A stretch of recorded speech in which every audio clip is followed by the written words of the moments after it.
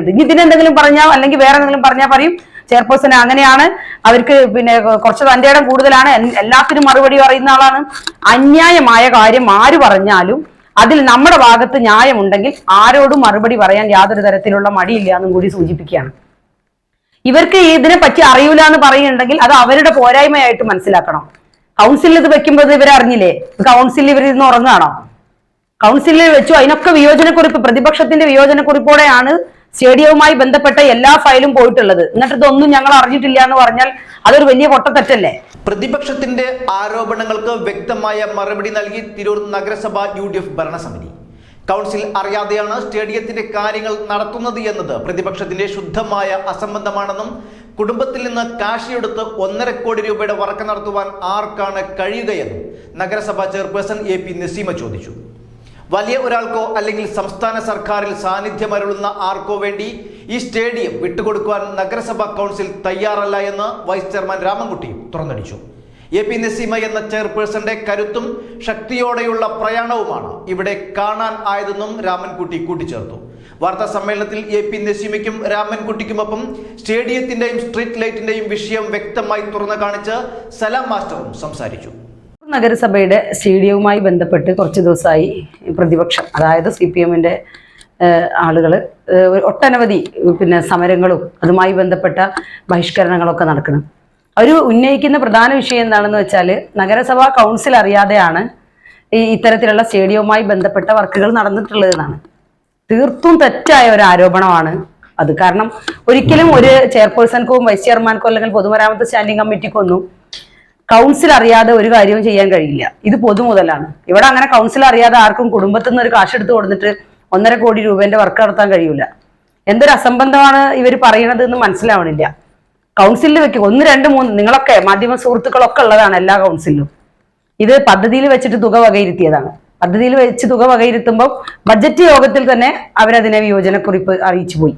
പിന്നെ അതിനുശേഷം ഇതിന്റെ പദ്ധതി അംഗീകരിച്ചു വന്നു.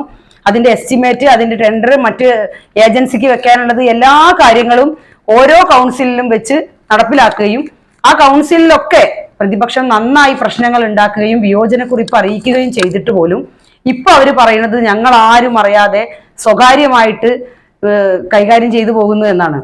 അവരത് ശ്രദ്ധിക്കുക. ഒരു പ്രതിപക്ഷം എന്ന നിലയിൽ നഗര കാര്യങ്ങൾ, ഏത് ഭരണകാര്യങ്ങൾ എങ്ങനെ പോകുന്നു എന്ന് ശ്രദ്ധിക്കേണ്ടവരാണ് അവരതൊന്നും ശ്രദ്ധിക്കാതെ പെട്ടെന്നൊരു സുപ്രഭാതത്തിൽ ഉദ്ഘാടനം നടക്കണമെന്ന് പറഞ്ഞുകൊണ്ട് ഒച്ചണ്ടാക്കാൻ വന്നിട്ട് കാര്യമില്ല. ശരിക്കും പറഞ്ഞാൽ രാഷ്ട്രീയ പാപ്പരത്വമാണ്. പ്രതിപക്ഷത്തിന് പ്രത്യേകിച്ച് ഒന്നും പറയാനില്ല. കാരണം ഭരണകാര്യങ്ങളിലും മറ്റു പ്രശ്നങ്ങളൊന്നുമില്ല. ഏതാണ്ട് വളരെ നല്ല രീതിയിൽ മുനിസിപ്പൽ ഭരണം നടന്നു പോകുന്നുണ്ട്. ബഹുമാന്യനായ വൈസ് ചെയർമാൻ ധനകാര്യ കമ്മിറ്റിയും അതേപോലെ പൊതുമരാമത്ത് കാര്യങ്ങൾ സലാമാഷും നന്നായി നോക്കി പോകുന്നുണ്ട്. ഇവിടെ അതൊന്നും അല്ല ഇപ്പൊ ഇവിടുത്തെ പ്രശ്നം. കുറെ ആയി സ്റ്റേഡിയത്തിന്റെ ഫ്രണ്ടിൽ വന്ന് നിന്ന് കഴിഞ്ഞ ദിവസം സമരം നടത്തുകയും അതിനോടനുബന്ധിച്ച് പ്രശ്നങ്ങൾ ഉണ്ടാക്കുകയും ചെയ്തു. എന്തിനാണ് ഇവർക്ക് കാട്ടിക്കൂട്ടണമെന്ന് മനസ്സിലാവണില്ല. 5 കൊല്ലം ഇവർക്ക് എന്തായിരുന്നു പണി? പലതവണ ഞാൻ ഈ കാര്യങ്ങൾ ഉന്നയിച്ചതാണ്. ഇതുമായി ബന്ധപ്പെട്ട് അവര് ആരോപിക്കുന്ന ഏറ്റവും വലിയ പ്രശ്നം എന്താണെന്ന് വെച്ചാൽ സ്പോർട്സ് കൗൺസിലിന്റെ 10 കോടി രൂപ, കിഫ്ബി ഫണ്ട് 10 കോടി രൂപ നഗരസഭ നഷ്ടമാക്കിയതാണ്. നഗരസഭ നഷ്ടമാക്കില്ല. നഗരസഭ എന്നും തിരൂർ നഗരത്തിലെ സാധാരണ ജനങ്ങളോടൊപ്പം നിൽക്കുന്നതിനാല് അവർക്ക് യഥേഷ്ടം അത് ഉപയോഗിക്കുന്ന തരത്തിലാണ് ഇപ്പൊ അതിന്റെ നിർമ്മാണം നടത്തിക്കൊണ്ടുവരുന്നത്. 4 കോടി ചെലവാക്കുന്നു. സീമമുട്ടി 4 കോടി ചെലവാക്കി, അത് കേടുവന്നു പോയി. സ്വാഭാവികമാണ് ഇത്തരത്തിൽ കുറച്ച് കാശൊക്കെ വെച്ച് നവീകരിക്കും. അത് സാധാരണക്കാരായ ആളുകളും നമ്മുടെ കായിക പ്രേമികളും ഉപയോഗിക്കും. അത് കേടുവന്നു പോകും. പിന്നീടും അത് കേടുവരുമ്പോ, അതിന്റെ കാലയളവ് കഴിയുമ്പോൾ അത് കേടുവന്നു പോകുമ്പോൾ വീണ്ടും വരുന്ന ആളുകൾ അത് ശരിയാക്കി കൊടുക്കും. ഇങ്ങനെയൊക്കെ തന്നെയാണ്. നമ്മളൊക്കെ അങ്ങനെ തന്നെയല്ലേ? നമ്മൾ എന്തെങ്കിലും ഒരു സാധനം വാങ്ങിയിട്ടുണ്ടെങ്കിൽ അത് മരിക്കോളം നമുക്ക് ഉപയോഗിക്കാൻ പറ്റുമോ? കേടുവരുമ്പോൾ നമ്മൾ അത് മാറ്റി പുതിയത് ഉണ്ടാക്കും. ഈ സംവിധാനം എങ്ങനെയാണ് പോവേണ്ടത്?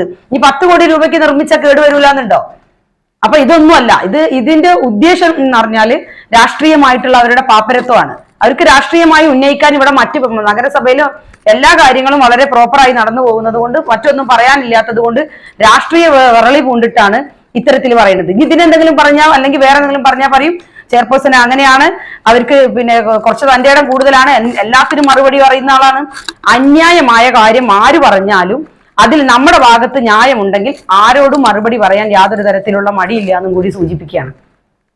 ഇവർക്ക് ഇതിനെ പറ്റി അറിയൂല എന്ന് പറയുന്നുണ്ടെങ്കിൽ അത് അവരുടെ പോരായ്മയായിട്ട് മനസ്സിലാക്കണം. കൗൺസിലിൽ ഇത് വെക്കുമ്പോൾ ഇവരറിഞ്ഞില്ലേ? കൗൺസിലിൽ ഇവരിന്ന് ഉറങ്ങാണോ?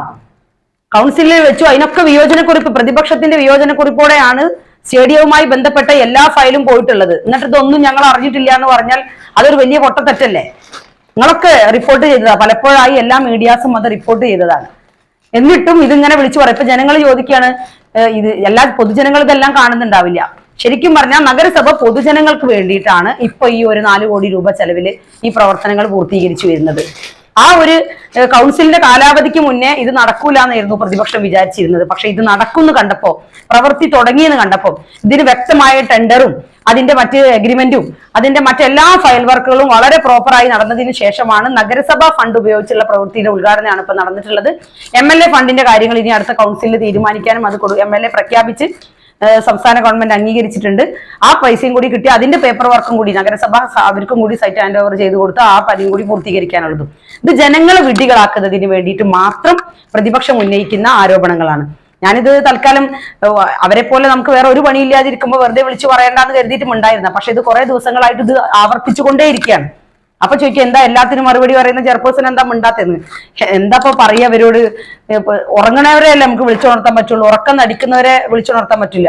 5 കൊല്ലം ഒരു പണി ചെയ്തില്ല, ഒരു കൊട്ട മണ്ണിട്ടില്ല, ഒരു ടോയ്ലറ്റ് ബ്ലോക്ക് ഉണ്ടാക്കിയില്ല, ഒരു സൗകര്യം ചെയ്തില്ല എന്ന് മാത്രമല്ല അത് പൂട്ടിയിട്ട് നശിപ്പിച്ചു കളഞ്ഞു.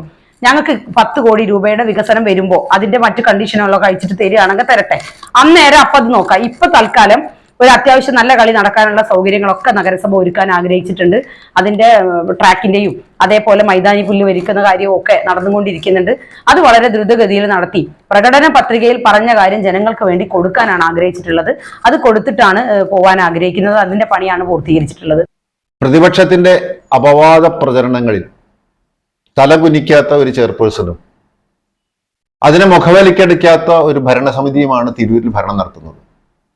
അപവാദ പ്രചരണങ്ങളിൽ തളർത്താനോ തകർക്കാനോ കഴിയാത്ത ഒരു കൗൺസിലാണ് നിലവിലുള്ളത്.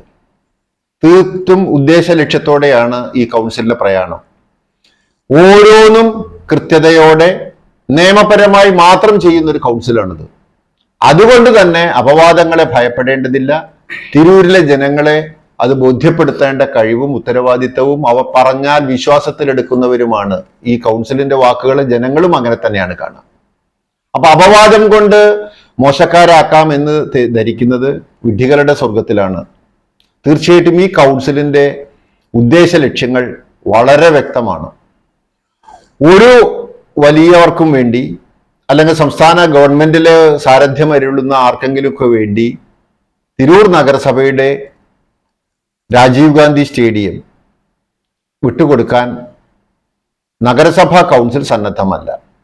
തീർച്ചയായും ഇവിടുത്തെ സാധാരണക്കാരായ ജനങ്ങള്, സ്പോർട്സ് പ്രേമികൾക്ക് വേണ്ടി തന്നെയാണ് ഈ കൗൺസിൽ നിലകൊള്ളുന്നത്. അതുകൊണ്ട് തന്നെയാണ് അന്യായമായ വ്യവസ്ഥകൾ ഉൾക്കൊള്ളിച്ചുകൊണ്ടുള്ള മറ്റുള്ള കാര്യങ്ങൾ അംഗീകരിക്കാത്തത്.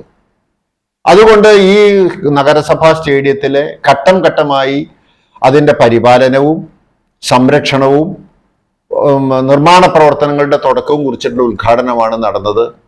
അതിന് വരരുത് എന്ന് വിചാരിച്ച പ്രതിപക്ഷം വിചാരിച്ചിരുന്നത് ഇതൊന്നും നടക്കില്ല എന്നാണ്. അവരുടെ വിചാരം അസ്ഥാനത്താക്കിക്കൊണ്ട് തീർച്ചയായും ഒരു ഭരണകൂടത്തിന്റെ ക്രിയാത്മകമായ ഇടപെടല്, അതിന് സാരഥ്യം വരുന്ന AP നസീമ എന്ന ചെയർപേഴ്സന്റെ കരുത്തും ശക്തിയോടെയുള്ള പ്രയാണമാണ് അവിടെ നമുക്ക് ദൃശ്യമായത്. പ്രതിപക്ഷത്തിന്റെ പുതിയ കാട്ടിക്കൂട്ടുകളെന്ന് നമുക്ക് മനസ്സിലാക്കാൻ കഴിയുന്നത്.